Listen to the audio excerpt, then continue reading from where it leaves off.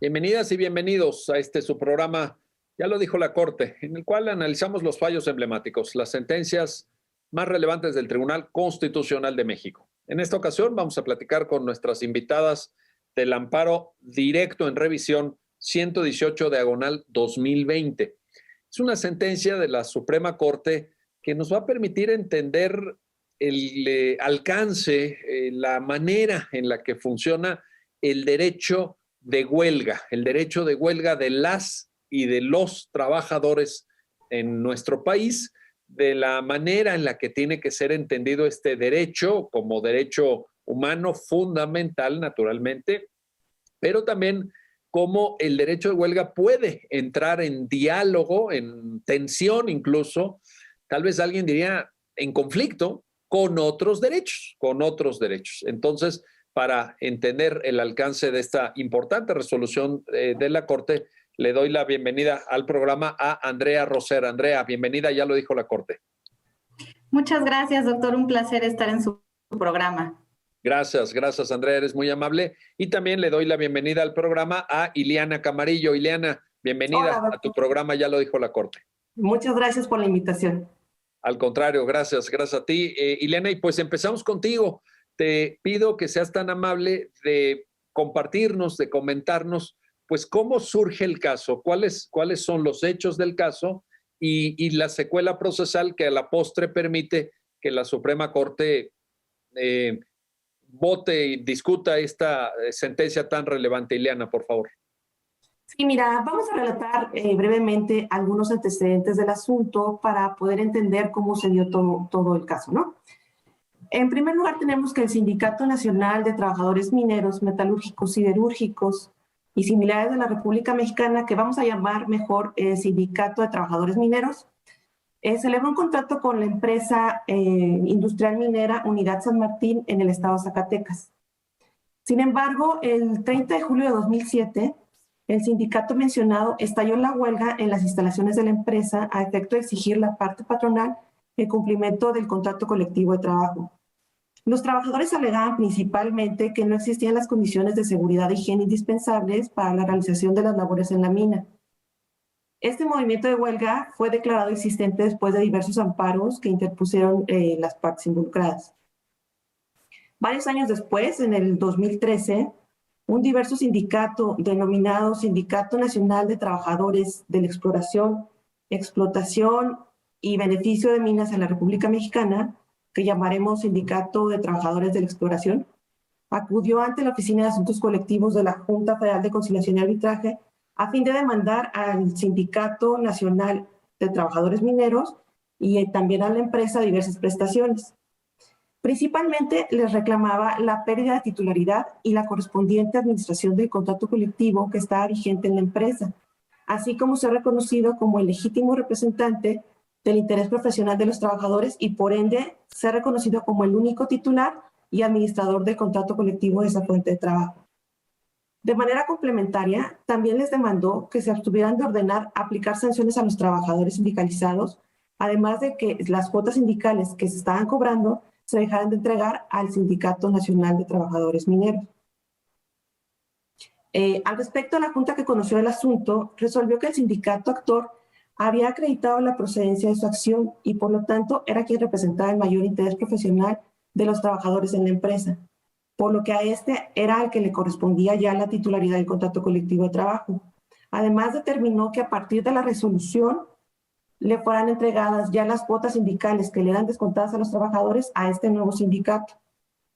En contra de esta resolución acudió el Sindicato Nacional de Trabajadores Mineros, que era el que originalmente tenía celebrado el contrato colectivo de trabajo, a interponer el juicio de amparo directo.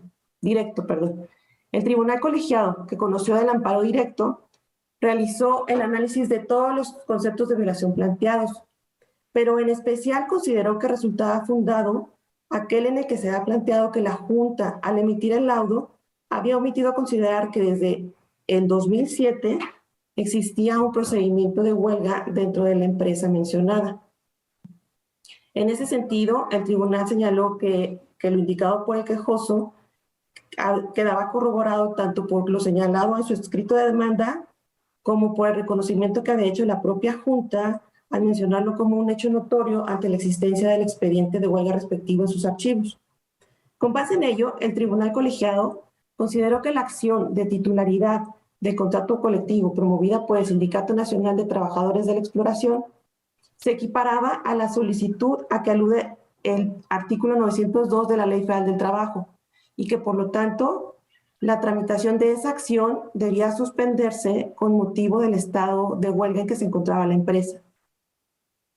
Para llegar a esa conclusión, consideró principalmente que al estar en estado de huelga la empresa desde el 2007 no se podía conformar un padrón confiable de trabajadores con derecho a voto para que se llevara precisamente la prueba de recuento, ya que al estar suspendidas las labores en la empresa no se puede determinar con certeza el número de trabajadores sindicalizados que existían al momento en que se presentó la demanda, esto es hasta el 2013.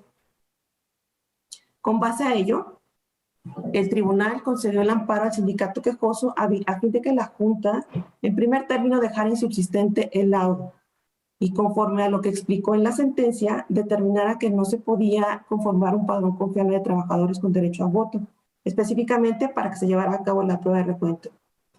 Pero también dijo que la Junta tenía que resolver la controversia aplicando el primer párrafo del artículo 902 de la Ley Federal del Trabajo, y le dejó libertad de jurisdicción para que resolviera lo que el derecho considerara.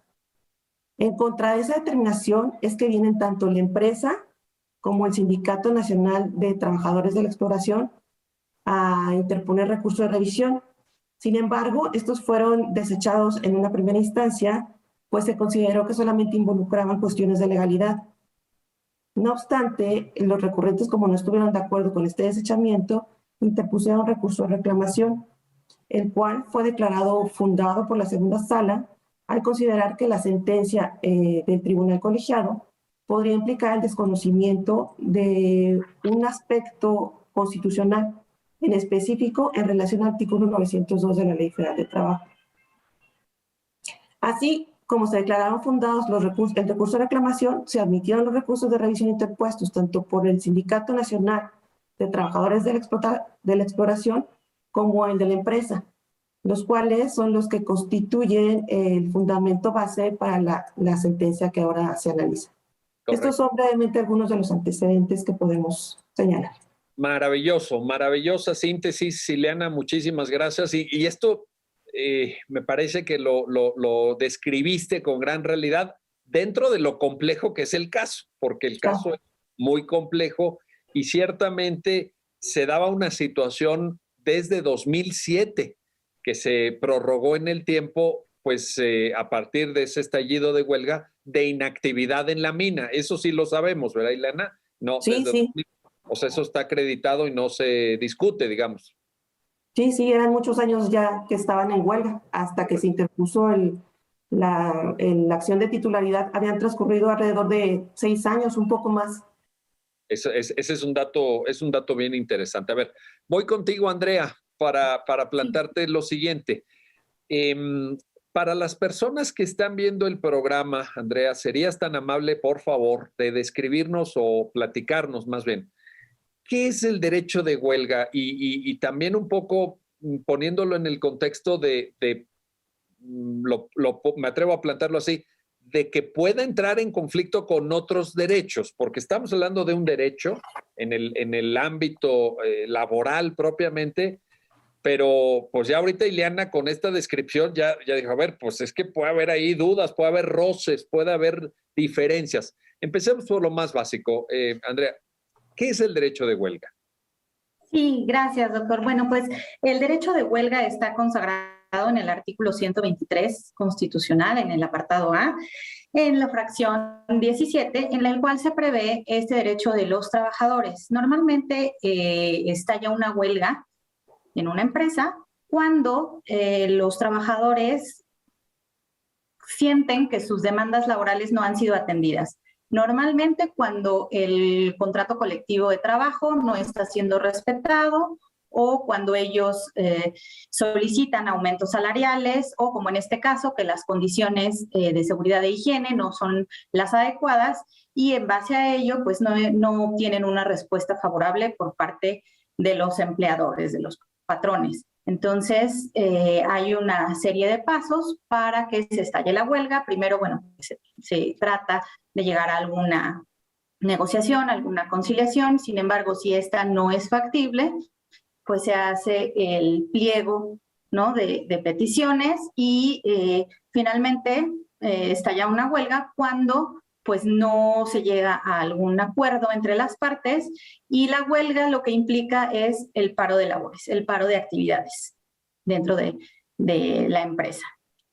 Oye, y en este sentido, Andrea, para continuar contigo, estoy pensando en el argumento de la primera huelga, la de 2007, porque condiciones de seguridad e higiene que siempre son importantes, que siempre son relevantes en toda fuente de trabajo, pero en el sector minero son de vida o muerte. O sea, literalmente pueden correr riesgo las vidas de las trabajadoras y trabajadores. También es relevante ese tipo de reclamaciones que eventualmente forman parte de el origen en los hechos de una huelga, Andrea. Sí, claro, aquí sobre todo porque recordemos que los sindicatos son agrupaciones de los trabajadores para precisamente velar por sus derechos y porque las condiciones se lleven a cabo de manera adecuada. Es decir, que los factores, como dirían, de la producción, tanto la fuerza de trabajo, en este caso los trabajadores, como los empleadores, pues tengan esa certidumbre en las condiciones de trabajo y que esto se pueda llevar a cabo de manera correcta, ¿no? Y por supuesto, el derecho de huelga pues se contrapone, como ya lo señalábamos, con otro tipo de derechos. Sin embargo, recordemos que el derecho de huelga de los trabajadores deviene de su derecho de libertad sindical, de libre asociación, de su derecho también de conformar los sindicatos que ellos consideren que mejor los representan y que representan sus intereses. En ese sentido, pues ya hay una vasta normatividad, tanto a nivel interno como a nivel internacional, en el cual pues se ha reconocido el derecho de huelga de los trabajadores, ¿no?, como un derecho fundamental, un principio incluso del derecho internacional, de esta libre asociación, de este derecho a la libertad sindical, y bueno, uno de estos pues es la huelga. Sí. Oye, fíjate, qué bueno que mencionas, Andrea, y ahora se lo quiero plantear a Ileana, el tema del marco internacional. Yo recuerdo, ustedes lo saben mejor, como especialistas que son en derecho laboral, yo recuerdo, Ileana, ese convenio de OIT, el convenio de la Organización Internacional del Trabajo, el 87, sobre libertad sindical, y ahora que lo mencionaba Andrea, recordaba, pues, y ustedes lo tendrán muy presente, aquellas famosas cláusulas de exclusión. ¿Se acuerdan de esas cláusulas de exclusión en donde, pues, esta libertad sindical, que a la vez es un derecho individual y colectivo, ¿no? Porque es colectivo en el sentido que se ejerce colectivamente, pero es individual de cada trabajador de estar o no estar en el sindicato? Pues en México durante muchos años, Ileana, pues fue, no sé, ¿cómo lo calificarías? ¿Es una utopía o una formalidad que luego en los hechos no existía? ¿Vamos con retraso tal vez en esta discusión, Ileana? Sí, Miguel, yo creo que sí. El convenio 87, que es el que sienta las bases de la libertad sindical y en el que se establece el derecho que tienen los trabajadores y empleadores para constituir organizaciones y las que estimen convenientes, para afiliarse, redactar sus estatutos, elegir sus representantes y organizarse como ellos determinen, pues en México estuvo realmente en el abandono esta disposición, ¿verdad? Porque era una falacia, no se estaban dando ni existían las condiciones necesarias para que los trabajadores tuvieran esta libertad de poderse asociar y realmente elegir quién querían que fueran sus representantes. Toda vez que siempre intervenía en la mayoría de las ocasiones, pues la parte patronal a efecto de determinar quién es el sindicato que mejor convenía a sus intereses para que estuviera en la empresa. Ahora, el hecho de poder como lo hace Andrea, mencionar este tipo de documentos que también están citados, como es obvio en la propia sentencia, Ileana, pues ya nos pone en otro nivel de discurso, porque ya estamos hablando de compromisos del Estado mexicano, ya frente a organizaciones como la OIT, o que forma parte de la ONU, etcétera. Entonces esto, para ustedes como laboralistas, pues me imagino que es algo muy, muy benéfico, y bueno, ya ni digamos para los trabajadores y trabajadoras, pero el derecho mexicano del trabajo se enriquece también con este tipo de instrumentos, ¿cierto, Ileana? Sí, claro. Aparte también tenemos que tomar en cuenta que existe también el convenio 98, que también se cita en la sentencia, como bien dices, y el convenio 151 y 154, que vinieron a complementar lo que se dijo en principio en el convenio 87. Todos estos son esfuerzos internacionales a efecto de lograr que se protejan más los derechos de los trabajadores a tener una libertad sindical y un derecho de sindicación en los países, y que se den las protecciones adecuadas para ello. Ahora, en este sentido, Andrea, te pregunto, ¿será que todos los abogados, bueno, no todos, quizás sea una exageración decir todos, ¿no? Pero o una gran parte de abogadas, de abogados laboralistas, están familiarizados con estos documentos? Porque ciertamente la Corte los usa, los cita, construye argumentaciones sobre estos documentos, pues verdaderos tratados internacionales, porque aunque se llamen convenios, pero son finalmente a la luz del derecho internacional público, pues son tratados internacionales, como lo definirá la Convención de Viena de 1969 sobre el derecho a los tratados. Pero ¿será que esto ya en la práctica del derecho laboral mexicano se toma mucho en cuenta, o hay áreas de oportunidad ahí, Andrea? Un comentario, por favor. Sí, y yo considero que en efecto hay áreas de oportunidad. A mí me parece que toda esta normatividad internacional que viene a robustecer todos los derechos de los trabajadores, los derechos sindicales, el derecho de huelga del que estamos hablando, pues si bien es cierto, ya se encuentran plasmados en documentos internacionales de los cuales México es parte. También es cierto que muchas veces los abogados pues no los utilizan en ese sentido, ¿no? Ahora, también recordemos que los operadores jurídicos tenemos la obligación pues de brindar la protección más amplia y, conforme al primero constitucional, respetar todo este tipo de derechos, ¿no? Entonces, hoy por hoy México ha ido suscribiendo cada vez más y ratificado este tipo de instrumentos internacionales que nos permiten tener un marco mucho más amplio para protección precisamente de estos derechos. Y también a mí me parece que con la reforma laboral esto va a implicar un nuevo estudio por parte de los abogados, por parte de los operadores jurídicos, que permitirá ampliar el horizonte y apuntar hacia estos documentos internacionales. Porque, por ejemplo, tenemos no solamente los convenios a que ya se hacía referencia de la Organización Internacional del Trabajo, sino también encontramos esta protección en el Protocolo de San Salvador, en la Declaración Universal de los Derechos Humanos, específicamente en el artículo 23.4, en el Pacto Internacional de Derechos Civiles y Políticos, en el Pacto Internacional de Derechos Económicos, Sociales y Culturales. Y vamos, cada vez se ha ido robusteciendo y se ha ido construyendo estos derechos de los trabajadores, y que sí representan también un área de oportunidad para ir mejorando las formas en que se argumenta y las formas en que se defiende a los trabajadores. Oye, y una nota a pie de página ahí de lo que con gran claridad y lucidez acabas de mencionar, Andrea. Tímidamente, porque pues obviamente van con retraso respecto a otros temas, también la Corte Interamericana, en el famoso caso Lagos del Campo contra Perú, que ya hablaba de la estabilidad laboral y del acceso a la justicia laboral, etcétera, pues hay ahí también un marco jurídico que observar.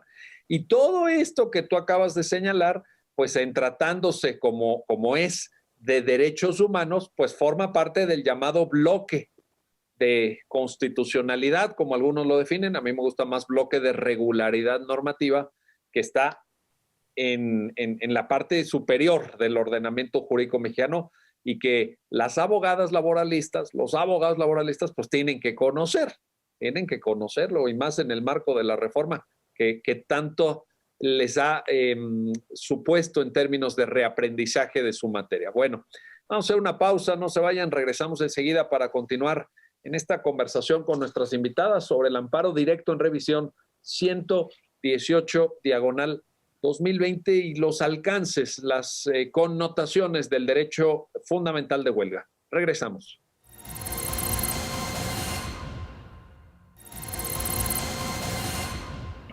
Ya estamos de vuelta, ya estamos de regreso para continuar en esta conversación con nuestras invitadas sobre lo que la Suprema Corte de Justicia de la Nación resolvió en la sentencia del amparo directo en revisión 118/2020. Y quiero ahora regresar contigo, Ileana Camarillo, para plantearte esto. ¿Qué sucede cuando la huelga ya estalló? Ya está la huelga, ya se da el consiguiente paro de actividades en la fuente de trabajo, con otros derechos que eventualmente se pudieran plantear. En este caso se trataba de una disputa por la titularidad del contrato colectivo, pero pueden ser otras cosas, pueden ser otras cuestiones. ¿Existe un derecho de acceso a la jurisdicción para que esos posibles conflictos paralelos a la huelga o adicionales o distintos a la huelga se puedan plantear?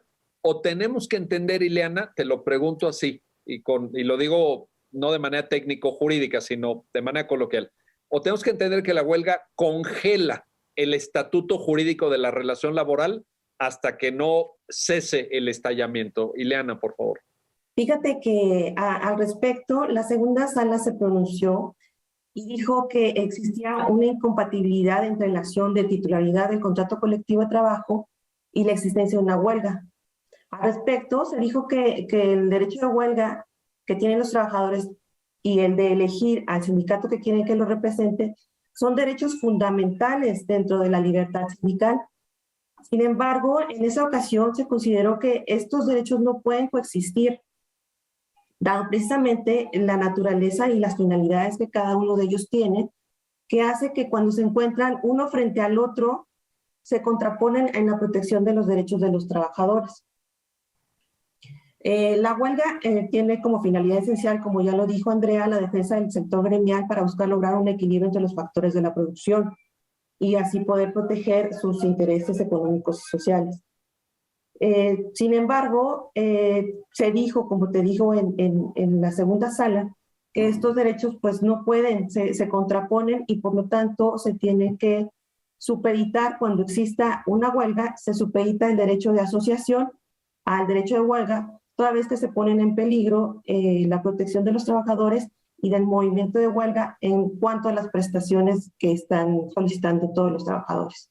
Correcto. Ahora, fíjate, este contexto está bien interesante porque, Andrea, alguien que nos esté escuchando, que esté viendo el programa, diría, ¿cuál es la razón de ser de ese criterio? Es decir, ¿por qué si la huelga ya estalló, la acción de revisión de la titularidad del contrato colectivo no puede coexistir? Sería, a lo mejor, si se hubiera interpretado de distinta manera por la Suprema Corte, abrir la puerta a algún tipo de, lo voy a poner así de manera hipotética, ¿verdad? Sin hablar de casos concretos, para que se abriera la puerta a un ataque a la libertad sindical, quizá promovido por la empresa o por otros intereses ajenos al propio sindicato, para poner en jaque a través de esa titularidad de contrato colectivo el propio ejercicio del derecho de huelga. ¿Podría entenderse algo así? ¿Esa sería claro. la justificación? Sí, claro. Y precisamente esto tiene pues incluso una lógica, ¿no? Porque cuando estalla una huelga, como ya se ha señalado, pues es precisamente porque existió algún punto en disputa y entonces, hasta en tanto este movimiento concluya y se llegue a algún tipo de acuerdo, pues no puede coexistir en este caso la acción de titularidad del contrato colectivo de trabajo, porque entonces pensemos que, como hipotéticamente se dice,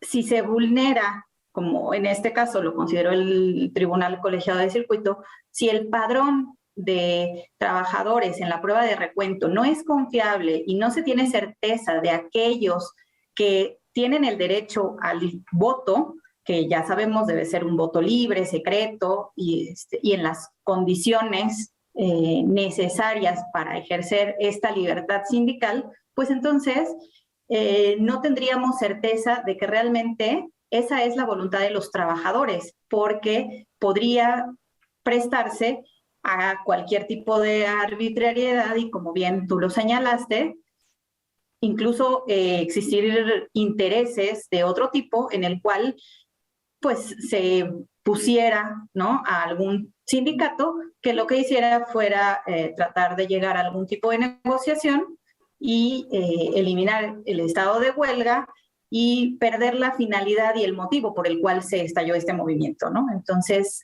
a mí me parece que incluso, pues, esto es una protección más para los trabajadores, para que ejerzan su derecho de quién los debe representar de manera libre y de manera secreta, ¿no?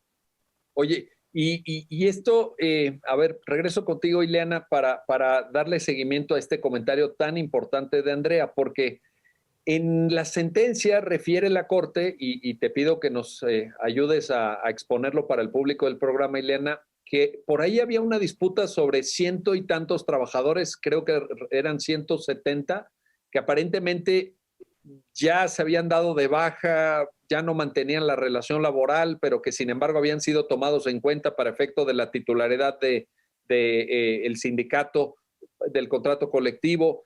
Parece que había ahí también una disputa sobre quiénes deberían de participar, que es lo que está planteando Andrea precisamente, ¿no? En el caso concreto, Ileana, cuéntanos esa parte. Sí, en efecto, pues como lo dijiste en un principio, este asunto es bastante largo, ¿verdad? Y hubo mucha disputa en este.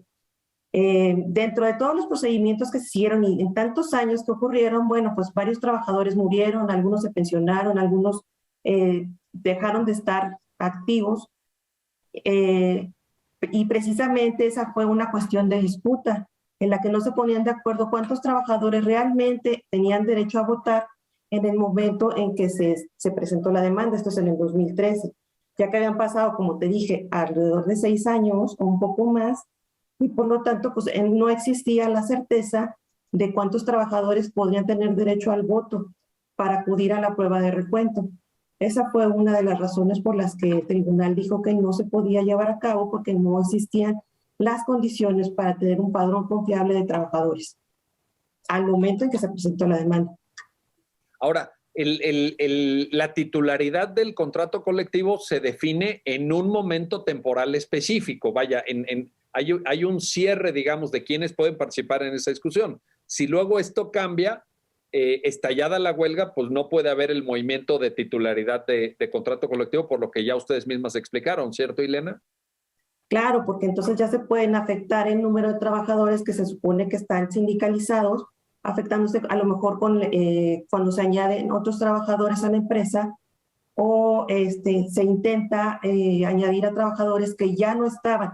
Esto es, se tiene que tener en cuenta los trabajadores que estaban sindicalizados, pero en el momento en que se presentó la demanda.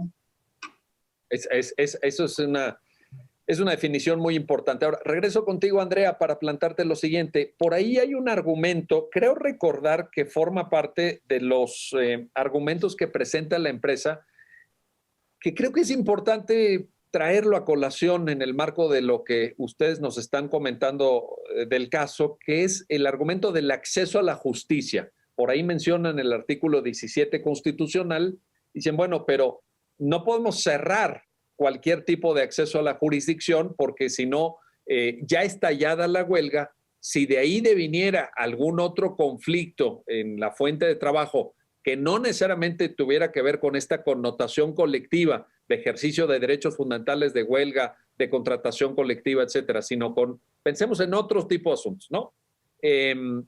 ¿Hay un acceso a la justicia en ese contexto o de plano la huelga, lo vuelvo a usar esta figura, congela cualquier tipo de discusión en la relación empresa-trabajadores, Andrea?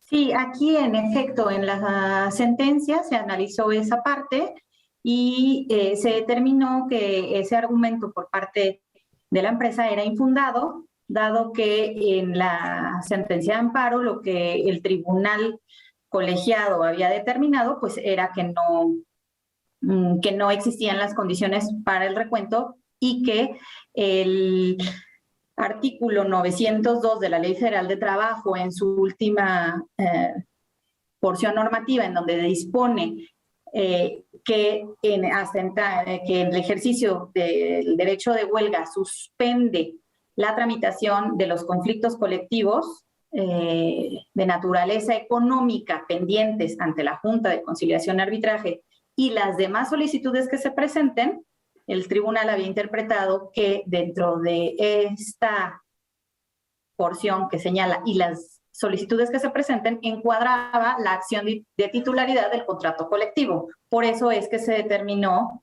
que en ese sentido pues no se transgredía su derecho a una tutela judicial efectiva. Sin embargo, pues se debe de analizar cada caso concreto para determinar si existiera alguna controversia que hubiera que dirimirse en tribunales que no fuera de naturaleza económica y que no encuadrara en estas solicitudes que se presenten, por medio de las cuales el estado de huelga sí las suspende. Incluso había un planteamiento, recuerdo también, Andrea, de inconstitucionalidad, ¿no? Del 902 de la Ley Federal del Trabajo. Creo que alguna de las partes involucradas había sostenido algún criterio de inconstitucionalidad que luego la Corte no, digamos, no les da la razón, ¿cierto?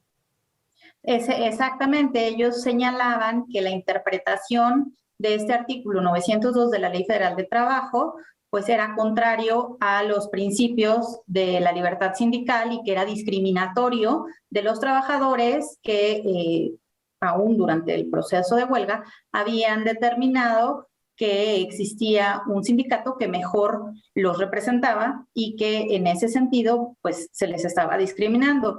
Ello también se estudió en la sentencia y se declaró infundado, toda vez que pues la interpretación que estaba realizando el tribunal colegiado de manera alguna implicaba un pronunciamiento ni una interpretación directa del derecho de libre asociación, ni del derecho de los trabajadores de asociarse, ni atentaba contra su libertad sindical. Simplemente había hecho alusión a que en este momento, por motivo del estado de huelga, y dado que no existían las cuestiones necesarias de conformar un padrón confiable, como ya se ha señalado, pues eran aspectos procesales que impedían tener certeza y poder llevar a cabo pues esta acción de titularidad del contrato colectivo de trabajo.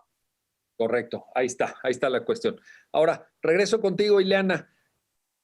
Todo esto se da en el marco, si bien es cierto que la sentencia de la Corte es reciente, pero digamos, desde esa narrativa que tú nos compartiste al principio, pues que viene de un estallamiento de huelga del 2007, pues todo esto se da en el marco jurídico anterior, digamos, a las importantes reformas, la constitucional de 2017 y la reforma pues integral, porque modificó más de 500 artículos de la Ley Federal del Trabajo del 1 de mayo de 2019.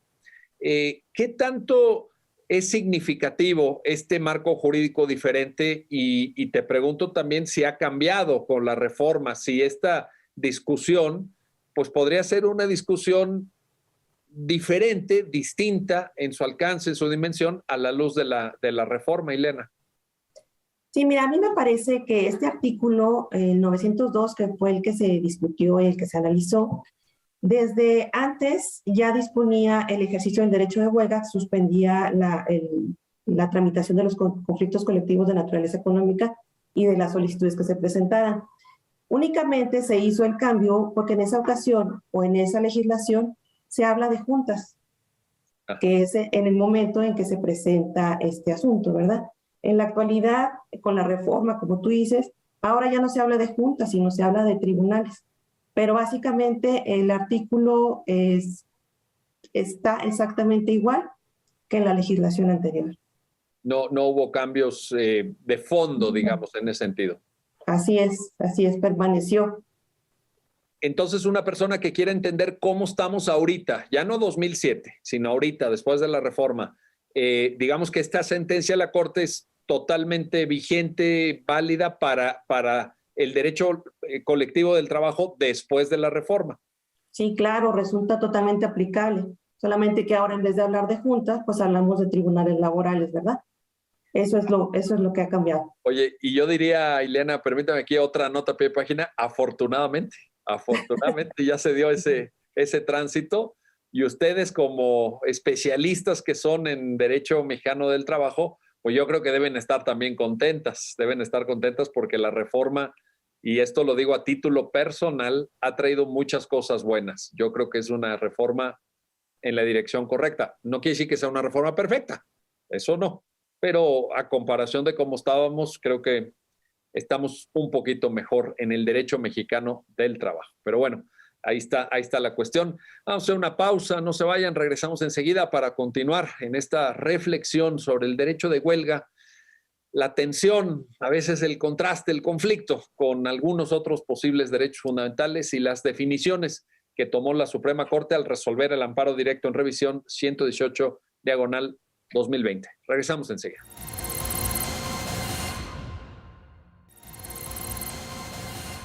Ya estamos de vuelta, ya estamos de regreso para continuar en este análisis y comentario de la sentencia que resuelve el amparo directo en revisión 118/2020 con nuestras invitadas y pues todo lo que supone en términos de la configuración, incluso yo diría de la reconfiguración del derecho mexicano del trabajo.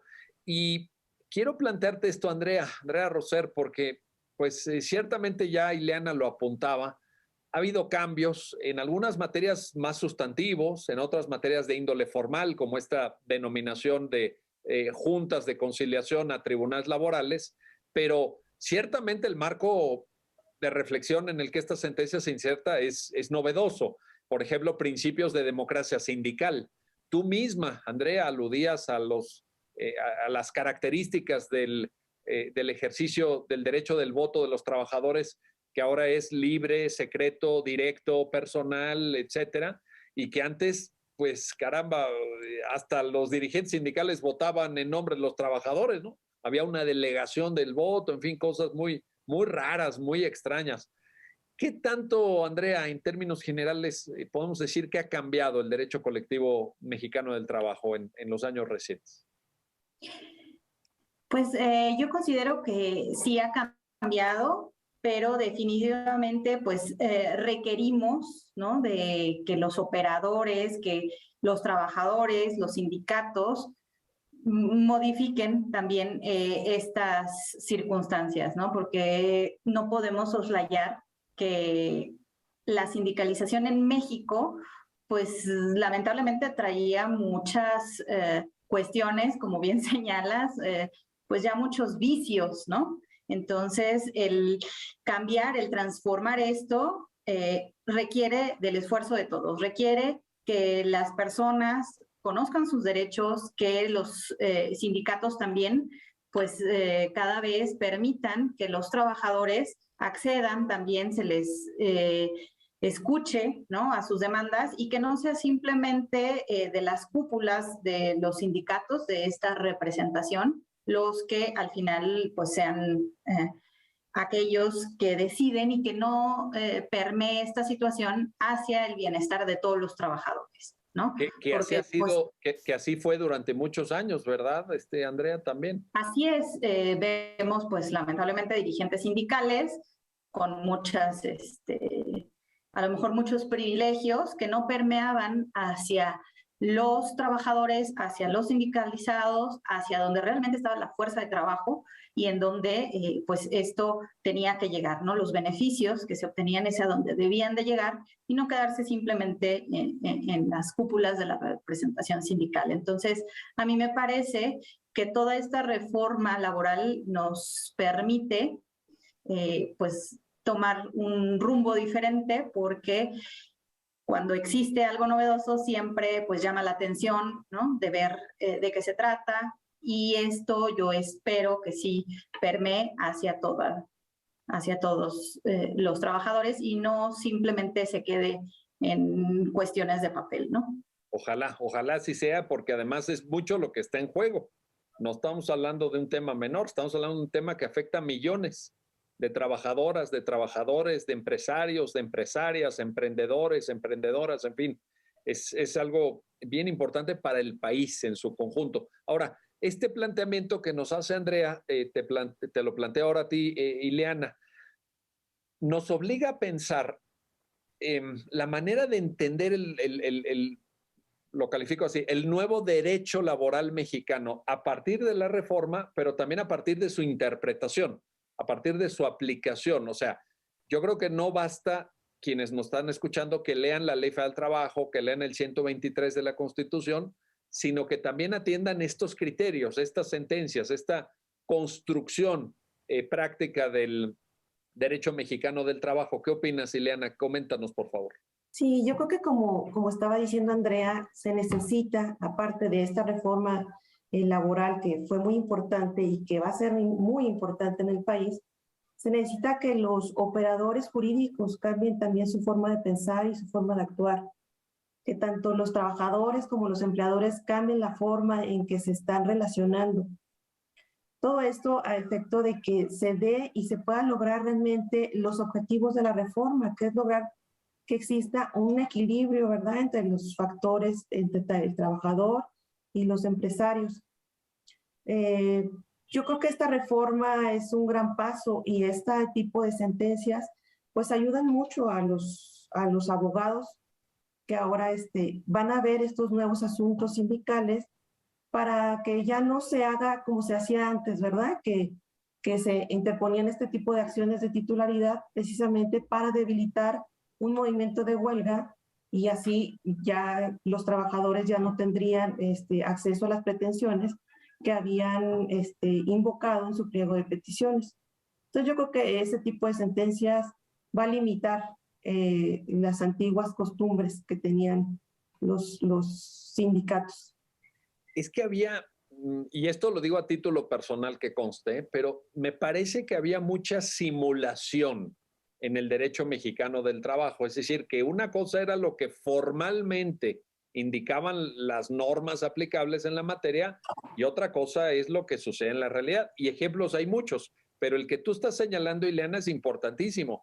Había una simulación en el movimiento sindical mexicano, en todo esto de pues, contratos colectivos, la propia huelga, que también fue usada pues con propósitos no necesariamente legítimos en el pasado. ¿Vamos camino hacia disminuir estas simulaciones o ojalá incluso a terminar con ellas, Ileana? Sí, yo creo que sí, como decía, pues esta sentencia ya va a limitar totalmente a aquellos sindicatos que trataban de promover una titularidad de contrato colectivo de trabajo en una empresa, toda vez que si existe una huelga, se tiene que esperar hasta que se resuelva el conflicto para que puedan entonces sí ejercer esa acción de titularidad de contrato colectivo de trabajo. Antes no se va a poder. Exactamente. Bueno, ahora sí que como es el nombre de este programa, ya lo dijo la Corte. Ya lo dijo la Corte y tan es así que lo estamos viendo en esta sentencia. Ahora, ¿esto qué supone, Andrea? También te lo pregunto en términos de el reaprendizaje del derecho laboral mexicano, porque ustedes que están en la práctica del ejercicio jurisdiccional, pues ya en una instancia muy elevada como lo es la Corte, seguramente se percatarán que hay abogadas y abogados laboralistas mexicanos, y lo digo con gran respeto para nuestros colegas, pero creo que no es difícil constatar esto, que no se han actualizado, que no le saben estos temas, que no acostumbran a leer sentencias de la Suprema Corte. Entonces, es necesario también esta llamada de atención, Andrea, esta especie de sonar la alarma para que ya vengan acompañando sus argumentos de forma más fundamentada, con mayor análisis, con mayor rigor? Un comentario, Andrea, por favor. Sí, claro, doctor. Y aquí yo creo que también va a ayudar mucho el nuevo sistema de precedentes de la Suprema Corte, porque ahora pues lo que se resuelve con la votación calificada respectiva, pues ya se vuelve obligatorio para todos los tribunales del país. Entonces, yo sí espero que los abogados ante esta situación pues estén mucho más atentos a las sentencias de la Suprema Corte de Justicia de la Nación para saber cuáles son los criterios que se van a seguir, qué es lo que ya se ha dicho, cómo es que ya se han resuelto ciertos asuntos y ciertos aspectos, y sobre eso ir construyendo mejores argumentos, mejores demandas, mejores formas de defender a los trabajadores en este caso. Yo creo que es importantísimo esto que apuntas, Andrea, porque ya tenemos experiencia de otras reformas en otras materias que no han funcionado porque no ha habido este acompañamiento de los profesionales del derecho, del gremio jurídico, y se han dejado las reformas al garete, y con el paso del tiempo no ha dado resultado, pues porque no hay quien la aplique, no hay quien la lleve a la realidad. Ahora, una última cuestión, Ileana, nos estamos ya acercando un poco al final del programa, pero no quiero dejar de plantearte esto. Ustedes como laboralistas, como personas expertas en la materia, pues recordarán y se habrán formado en aquellos libros del anterior derecho laboral, en aquellos libros pues de autores muy conocidos y muy respetados, como Néstor de Buen, como Mario de la Cueva, en fin, referencias tradicionales. Esto a lo que aludía Andrea, te planteo, Ileana, de la nueva visión, de la necesidad de actualizarse, etcétera, ¿también requiere una actualización de esos libros? ¿También necesitamos nueva doctrina en materia laboral? Sí, por supuesto. Yo considero que hace falta muchos abogados que escriban respecto del tema, respecto a esta reforma laboral que es muy importante. Pero además que existan foros en los que se puedan exponer todo lo que va pasando, todos los casos que se van dando y cómo se van resolviendo, porque solo así es como se va a conformar un nuevo grupo de abogados que estén actualizados y que sepan y defender a los trabajadores debidamente, que ya no tengan los vicios que tenían antes. Yo creo que solamente así, a través de nuevas propuestas y foros que se realicen, es como todos nos podemos actualizar en este tema. Oye, ¿y este mensaje, Ileana, lo harías extensivo a las escuelas y facultades de Derecho también? Porque yo he escuchado incluso por ahí, pues quienes lo están analizando con mayor rigor en el Consejo de la Judicatura Federal, Ileana, como tú sabes, pues han dicho, oye, pues es que ni siquiera han actualizado los planes de estudio. Fíjate, la reforma de la Constitución en esta materia fue de 2017. Luego la Ley Federal del Trabajo, modificada integralmente en 2019, como ya señalamos, pero hay escuelas que todavía ni siquiera el plan de estudios han modificado, y sigue habiendo en el plan de estudios la referencia a una conciliación voluntaria, a las juntas, etcétera. Entonces, ¿hacemos este llamado conjunto, Ileana? Sí, yo creo que ya vamos muy atrasados. Yo creo que lo primero que se tuvo que hacer es actualizar en las instituciones educativas a efecto de formar nuevos abogados que ya supieran de este nuevo derecho laboral, pues porque son ellos al fin y al cabo quienes son los que van a aplicar y a defender a los trabajadores y a los patrones también en su caso, ¿verdad? Importantísimo. Cerramos contigo, Andrea, por favor, si fueras tan amable. Un mensaje, un comentario para quienes eventualmente nos estén escuchando, que compartan la preocupación por una vida sindical. Ya ambas, ustedes ya nos hicieron favor de vislumbrar las nuevas reglas del juego, la necesidad de repensar el tema del derecho mexicano colectivo del trabajo, pero en relación a la vida sindical, Andrea, ¿qué nos espera? ¿Nos espera un sindicalismo no de fachada, no de simulación, un sindicalismo más vivo, más democrático también, más digamos, librado al debate interno entre los trabajadores, a la participación efectiva de trabajadores y trabajadoras? ¿Cómo lo ves para terminar el programa, Andrea, por favor? Sí, doctor. Pues yo soy optimista en este sentido y espero que así sea, sobre todo por el bien de los trabajadores, por el progreso de México y porque pues la justicia laboral avance, porque solamente a través del conocimiento de los derechos, del ejercicio de los mismos, es como vamos a avanzar. Ahí está la invitación. Y caramba, qué reto, porque me quedo aquí con una expresión de Ileana cuando dice, híjole, este asunto está bien complejo, es muy complicado, tiene mucha información, incluso la propia sentencia es larga y uno agradece también que todos sus párrafos están numerados. A mí este estilo de redactar sentencias me encanta que los párrafos estén numerados porque te vas a veces en una cita que tienes que hacer en un argumento o en una clase, pues te vas a ese párrafo, ¿verdad? Te vas a ese párrafo y eso ayuda mucho, siguiendo el modelo de la Corte Interamericana, por cierto, que también numera sus párrafos en la sentencia.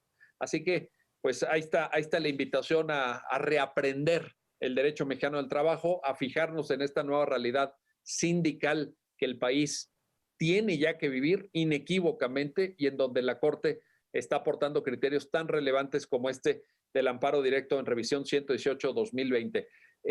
Ileana Camarillo, Andrea Roser, gracias a ambas por su participación en el programa y gracias a usted que lo hace posible este programa, ya lo dijo la Corte, en el cual analizamos los fallos emblemáticos, las sentencias más relevantes del Tribunal Constitucional de México. Hasta pronto.